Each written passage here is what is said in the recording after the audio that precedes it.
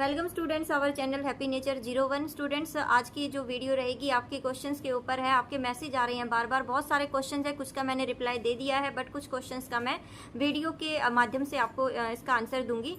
तो स्टार्ट करते हैं आज की वीडियो। हर्षित ने क्वेश्चन पूछा है, मेरा जो रिजल्ट है वो आ गया है, मैंने जो 6 सब्जेक्ट थे वो भरे थे और 5 में क्लियर हो गया है और एक सब्जेक्ट में उसकी जो है कंपार्टमेंट आ गई है। तो वो कह रहा है क्या मैं हिस्ट्री का एग्जाम दोबारा दे सकता हूँ, और अगर मैं दे रहा हूँ तो क्या मेरी मार्कशीट अलग आएगी। और सेकंड उसका क्वेश्चन है क्या जो मेरे 20 मार्क्स जो टीएमए के लगे थे वो मुझे मिलेंगे या नहीं मिलेंगे। ठीक है, तो बेटा ऐसा है, पहली बात तो ये कि आपके 6 सब्जेक्ट थे और आपका जो रिजल्ट है वो पास में ही आया होगा। तो 5 सब्जेक्ट में, क्योंकि आपका जो क्राइटेरिया होता है 5 सब्जेक्ट का ही होता है, उसमें आपका रिजल्ट पासिंग में। बट आपकी जो रिपोर्ट कार्ड है वो एक सब्जेक्ट उसमें फेल दिखा रहा है। तो आप सोच रहे हो कि हम हिस्ट्री का पेपर दोबारा दे दें, जिस सब्जेक्ट में आप फेल हो वही पेपर दोबारा दे रहे हो।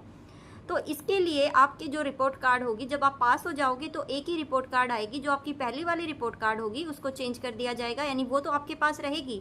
सेकंड, आपकी दूसरी जो रिपोर्ट कार्ड आएगी उसमें आपके मार्क्स इंक्लूड होके आएंगे। जैसे कंपार्टमेंट के स्टूडेंट्स के साथ होता है ना, वैसा ही होता है ये भी, कि वो जो कंपार्टमेंट वाला होता है उसके साथ जो है नई वाली मार्कशीट आ जाती है। ठीक है, और दूसरा क्वेश्चन आपका ये है कि आपके जो टीएमए के मार्क्स हैं, अगर आपने टीएमए दे रखा है, पहले दे दिया है, तो आपको अभी टीएमए देने की कोई भी ज़रूरत नहीं है। तो आई थिंक आपका आंसर आपको मिल गया होगा। चलो नेक्स्ट क्वेश्चन देख लेते हैं। यहाँ पे सेकंड क्वेश्चन जो है वो जयश्री का है। वो पूछ रहा है कि मैम मैंने जो 12th में एग्जाम दिया था तो उसके 64% आए हैं। वो सोच रहा है कि आगे भी जो है वो अपने मार्क्स को इम्प्रूव करना चाहता है, तो दोबारा एग्जाम देना चाहता है। तो उसके लिए क्या है, क्या उसको टीएमए दोबारा अपलोड करना पड़ेगा? नहीं बेटा, आपको टीएमए दोबारा अपलोड करने की जरूरत नहीं है, आपको सिर्फ एग्जाम देना है। और सेकंड वो कह रहा है क्या मेरा प्रैक्टिकल दोबारा होगा? आपको प्रैक्टिकल भी देने की कोई ज़रूरत नहीं है। अगर आपने एक बार प्रैक्टिकल दे दिया है, टीएमए सबमिट करा दिया है, तो आपको दोबारा देने की कोई ज़रूरत नहीं है, आपको सिर्फ अपना एग्ज़ाम देने ही जाना होगा और आपके मार्क्स अच्छे आ भी जाएंगे। ठीक है, तो नेक्स्ट क्वेश्चन देख लेते हैं। एक ये यश नाम का आईडी से मैसेज आया है, मैम मैंने 6 सब्जेक्ट में एडमिशन लिया था और मैंने 5 में जो है वो पास हो गया है। SST SYC जो है उसका आ गया है, मुझे सजेस्ट करे कि मुझे क्या करना है प्लीज़।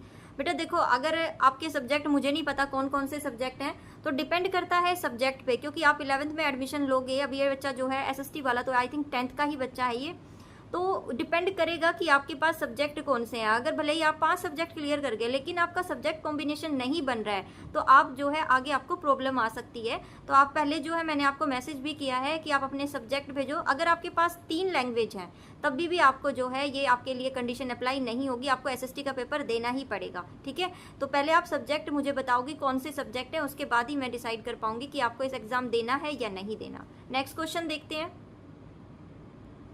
यहाँ ये ठाकुर नाम से एक आईडी है, उसका क्वेश्चन आया है कि किसी बच्चे का एक सब्जेक्ट में SYCP आया, यानी कि कंपार्टमेंट आई है उसकी, किसमें? प्रैक्टिकल में उसने नहीं दिया होगा, तो वो ऑन डिमांड के थ्रू जो है उसको देना चाहता है। तो बेटा इसके लिए वो पूछ रहा है कि क्या मैं कैसे दूं, मुझे नहीं समझ आ रहा। तो आपको मैं बता दूं कि कोई भी साइबर कैफ़े मतलब कोई भी कंप्यूटर शॉप जो होती है वहाँ पे आप जाओगे और वहाँ जाके जो भी फॉर्म फिल कराते हैं NIS के, उनसे बात करोगे कि मेरा प्रैक्टिकल सब्जेक्ट जो है वो रह गया था, तो मेरी जो डेट है वो फिक्स कर दो और मुझे जो है स्कूल अलॉट, वो फिर आपकी ID आएगी तब उस पर आ जाएगा। तो ये जो चीज़ें हैं आप साइबर कैफ़े जाके ही पता करोगे, क्योंकि मैं फॉर्म फिल नहीं कराती, ना मुझे इतना आइडिया है।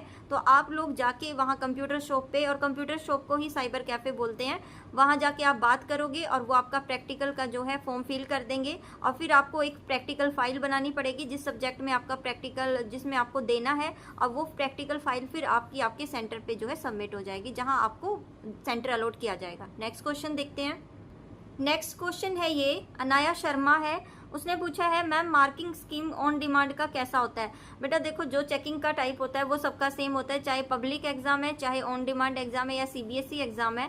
आप जितने क्वेश्चन करके आओगे बस वही आंसर आपको मिलते हैं। बस डिपेंड होता है थोड़ा सा कि जो टीचर चेक कर रहा है वो आपके क्वेश्चंस को कितना वो करता है। मान लो एक आध टीचर ऐसे होता है कि जिसको लगता है कि भाई ठीक है आधा नंबर एक्स्ट्रा दे दो, 1 नंबर या 2 नंबर, इससे ज़्यादा कुछ नहीं है। बट हमेशा ये चीज़ मान के चलो कि आपकी जो मार्किंग होती है वो स्ट्रिक्ट ही होती है NIS की, तो थोड़ा सा ध्यान दे के पेपर करना, ज़्यादा लूज मार्क्स आपको नहीं मिलेंगे। अगला क्वेश्चन है, ऑन डिमांड एग्जाम देने से क्या 11th में हमारा एडमिशन हो जाएगा? बेटा 11th में एडमिशन तब होगा जब आपका रिजल्ट आएगा, और रिजल्ट कब आएगा? जब आप अपना एग्जाम दोगे। और एग्जाम कब होगा? अभी तो देखो पोर्टल ओपन भी नहीं हुआ है, और जैसे ही पोर्टल ओपन होगा आपने ही डेट डिसाइड करनी है कि आपने किस दिन आप ऑन डिमांड एग्जाम दोगे। और उसके बाद अगर मान लो आपने अभी डेट आपको मिले ही ना जुलाई में, हो सकता है अगस्त में मिले, तो कैसे आपका रिजल्ट आए? क्योंकि 40 डेज के बाद रिजल्ट आता है ना। तो ये मैं नहीं कह सकती कि आपको 11th में एडमिशन, लेकिन हाँ अगर टाइमली सब कुछ हो गया तो अभी जो है अगस्त तक एडमिशन की डेट है, तो आप एडमिशन ले सकते हैं, अगर अभी जो प्रोसेस है वो पूरा आपने कर लिया। यहाँ ये स्टूडेंट कहता है कि ये अप्रैल का स्टूडेंट है, इम्प्रूवमेंट देना है अक्टूबर में, क्या थ्योरी और प्रैक्टिकल दोनों में पास हो तो थ्योरी का जो है तैयारी करना है या फिर प्रैक्टिकल का? ये सब तो ये तो मैंने आपको बता ही दिया कि टीएमए और प्रैक्टिकल आपको दोबारा नहीं देना, एक बार अगर आपने दे दिया है तो वही आपका रहेगा, सिर्फ आप थ्योरी की तैयारी करें। यहाँ बच्चा कहता है करीना, हेलो मैम, अगर हम अक्टूबर में एग्ज़ाम देते हैं तो क्या हमें टीएमए के नंबर मिलेंगे? तो बेटा ज़रूर मिलेंगे, अगर आपने टीएमए सबमिट कराया है तो आपको नंबर ज़रूर मिलेंगे, क्योंकि आपके जो रिजल्ट में अभी जो नंबर आए हुए हैं वही नंबर आपके अक्टूबर एग्ज़ाम में इंक्लूड होके आ जाएंगे। एक क्वेश्चन ये भी आया है, मैम मेरा क्या नाम है, ऋषभ राजपूत के नाम से है। मैम मेरी हिंदी एसएसटी में कंपार्टमेंट आई है, तो क्या मैम मैं एग्ज़ाम सेंटर चेंज होगा या यही रहेगा? तो बेटा देखो, एग्ज़ाम सेंटर हर बार चेंज होता है, जब भी आप एग्ज़ाम देने जाओगे हर बार चेंज होता है। तो ये सोच के मत जाना कि इस वाले एग्ज़ाम सेंटर पे मेरा एग्ज़ाम अच्छा गया तो मुझे तैयारी की ज़रूरत नहीं पड़ेगी, क्योंकि जो आपका जो सेंटर होता है वो यहाँ पे डिसाइड नहीं होता, वो सेंटर जो है आपका नोएडा से ही डिसाइड होके आता है। तो आप इस चीज़ को भूल जाओ कि सेम मिलेगा, तो कहीं भी आपका जो है सेंटर मिल सकता है। तो बेटा ये आज के कुछ क्वेश्चंस थे आपके, आई होप आपको जो है क्वेश्चंस के आंसर मिल गए होंगे अच्छे से। अगर आपके और कोई क्वेश्चन भी हो तो प्लीज़ जो है मुझे बता दिया करो, मैं अगर मेरे से हो सके तो मैं आंसर ज़रूर दूंगी।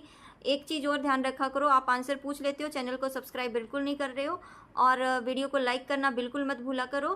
कल फिर एक नई वीडियो के साथ मिलेंगे, तब तक के लिए बाय, थैंक्स फॉर वॉचिंग।